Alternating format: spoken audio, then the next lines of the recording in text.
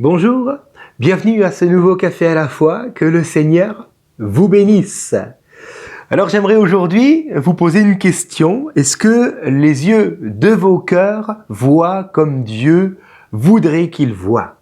C'est le titre de cette méditation, que Dieu illumine les yeux de votre cœur sur votre héritage. Je lis pour vous Éphésiens chapitre 1er versets 18 et 19. Que Dieu illumine donc les yeux de votre cœur pour que vous sachiez quelle est l'espérance qui s'attache à son appel. Quelle est la richesse de la gloire de son héritage qu'il réserve aux saints et quelle est envers nous qui croyons l'infinie grandeur de sa puissance se manifestant avec efficacité par la vertu de sa force. Waouh! N'est-ce pas merveilleux? Est-ce que nous sommes conscients de notre héritage spirituel? Alors certes, Éphésiens 1, comme on vient de le lire, parle de l'héritage dans les lieux célestes. Effectivement, notre véritable maison nous attend encore là-haut. Alléluia! Aujourd'hui, nous voyons comme au travers d'un miroir, mais alors nous le verrons tel qu'il est, nous dit la parole de Dieu. Oui, le meilleur nous attend, c'est vrai. Cependant, dans les lieux célestes ne veut pas simplement dire dans le ciel, mais aussi au travers des expériences spirituelles du croyant. Oui, notre héritage commence à l'instant même où nous recevons Jésus dans nos cœurs. D'ailleurs, Éphésiens chapitre 1er, duquel je viens de lire les 2 versets, si nous reprenons un peu tout le chapitre, nous voyons que l'apôtre, dans sa lettre, est en train d'énumérer là les différents héritages que nous avons reçus dès aujourd'hui. Il dit par exemple au verset 4, « Nous devenons saints et irréprochables, alléluia, au regard du Seigneur. » Même si malheureusement des fois il nous arrive de faire des choses qu'on ne devrait pas, qu'on ne voudrait pas, ou à l'inverse, de ne pas faire ce qu'il faudrait, vous voyez, nous sommes considérés comme saints et irréprochables à cause du sang de Jésus-Christ. Au verset 5e, nous devenons enfants de Dieu. Au verset 6, nous pouvons célébrer la gloire de Dieu. Au verset 7, nous avons la rédemption et le pardon de nos péchés. Au verset 8, nous avons reçu de Dieu sagesse et intelligence. Messieurs, dites-le à vos épouses, si vous êtes mariés. Au verset 9, nous avons la connaissance de la volonté de Dieu.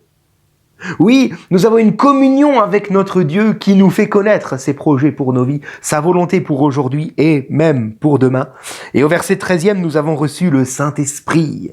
Alors comprenons que lorsque nous recevons Jésus, nous recevons la faveur de Dieu. Nous devenons ses enfants et tels des enfants devant leur Père, oui, nous recevons le meilleur de notre Dieu, de notre Père céleste, dès aujourd'hui. Alors même si nous connaîtrons des temps d'épreuve dans nos vies, des temps de pleurs, comme on en a parlé hier par exemple, nous verrons aussi toujours la bonne main de Dieu dans nos vies. Car nous sommes au bénéfice de sa grâce, car nous sommes héritiers de la victoire que Jésus a acquise pour nous à la croix. Et dès aujourd'hui, à l'exemple de Jacob, justement, je vais lire pour vous. On y va ensemble dans la Genèse au chapitre 30. Nous allons lire les versets 25 à 30. Il est écrit ceci, « Lorsque Rachel eut enfanté Joseph, Jacob dit à Laban, « Laisse-moi partir pour que je m'en aille chez moi, dans mon pays. » Alléluia, il veut revenir auprès de son père Isaac et de sa mère Rebecca. « Donne-moi mes femmes et mes enfants pour lesquels je t'ai servi, et je m'en irai, car tu sais quel service j'ai fait pour toi. » Laban lui dit, « Puis-je trouver grâce à tes yeux? Je vois bien que l'Éternel m'a béni à cause de toi. Fixe-moi ton salaire et je te le donnerai. » Jacob lui dit, « Tu sais comment je t'ai servi, et ce qui est devenu ton troupeau avec moi. Car le peu que tu avais avant moi, c'est beaucoup accru, et l'Éternel t'a béni sur mes pas. » Amen. En substance, Jacob est en train de dire à Laban, « Et tout ce que j'ai fait là quand je travaillais pour toi, tout ce que j'ai fait t'a permis toi de prospérer. » Laban était bien moins riche avant que Jacob n'arrive dans sa maison.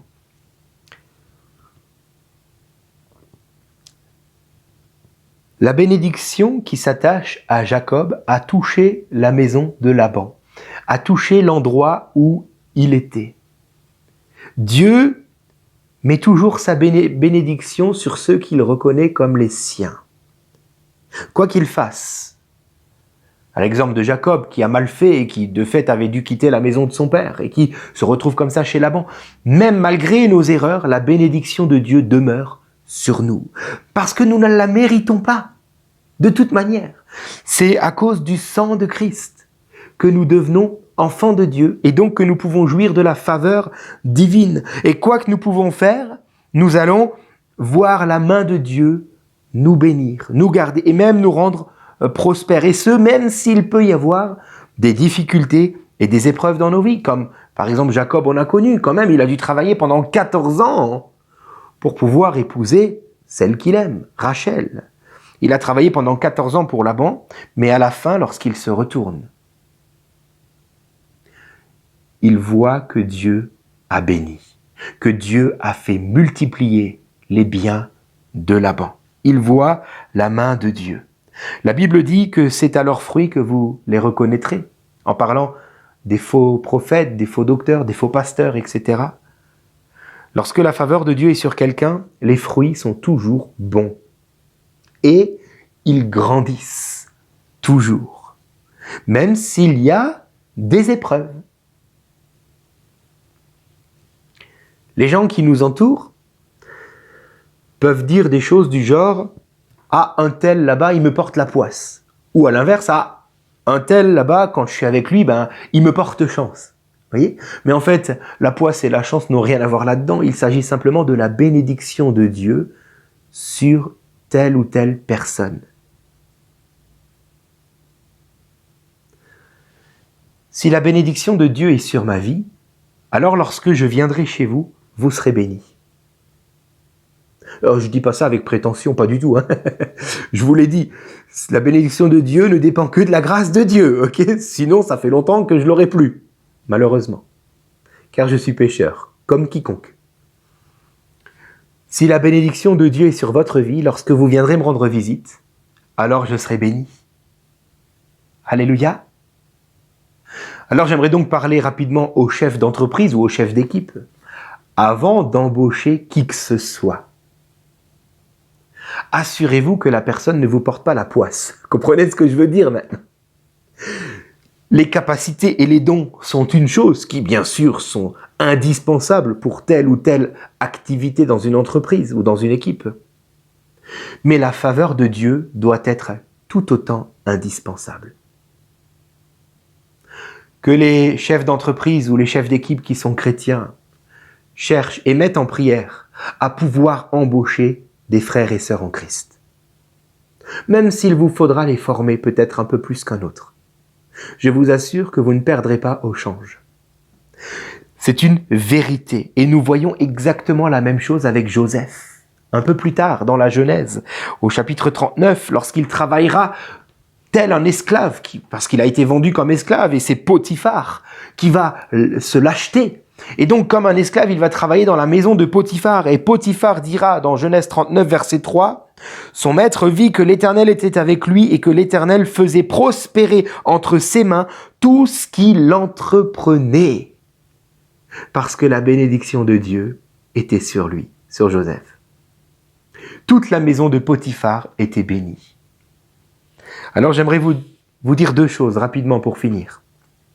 Premièrement, malgré nos épreuves, la main de Dieu est sur nos vies pour nous bénir et pour permettre que ceux qui nous entourent soient bénis au travers de nous.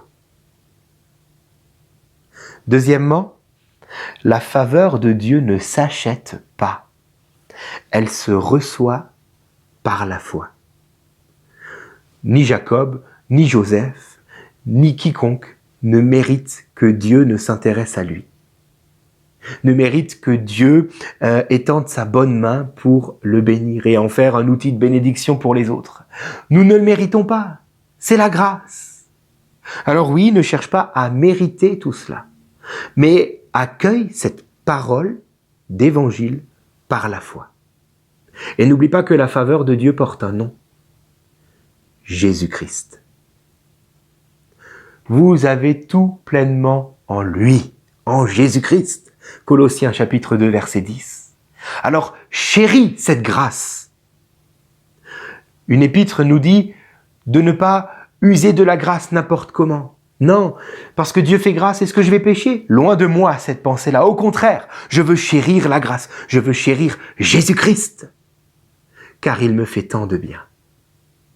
Alors réjouis-toi aujourd'hui, mon frère et ma sœur, qui est en Christ, car la faveur de Dieu est sur toi, et elle veut toucher tous ceux qui t'entourent, et aussi là où tu travailles. Que Dieu te montre que sa bonne main est là, avec toi, même si en ce moment, tu es éprouvé. Seigneur, je prie pour te remercier. Je prie, j'élève ma voix pour te bénir, parce que tu as toujours permis que je ne manque de rien dans ma vie. Ta bonne main était toujours là, Seigneur. Et quelle grâce lorsque tu me permets de constater que malgré moi, lorsque des fois je visite des gens, tu as béni. C'est là encore ta grâce. Oh, il n'y a rien qui vient de moi, rien qui vient de l'homme, ce n'est que la grâce de Dieu. Oui, Seigneur, merci pour ta faveur qui est dans ma vie et qui est aussi sur ma vie, afin qu'elle soit répandue autour de moi. Que ton nom soit béni, car tu fais de tes enfants des enfants prospères en Jésus-Christ. Amen. Voilà, très bonne journée à vous et à demain.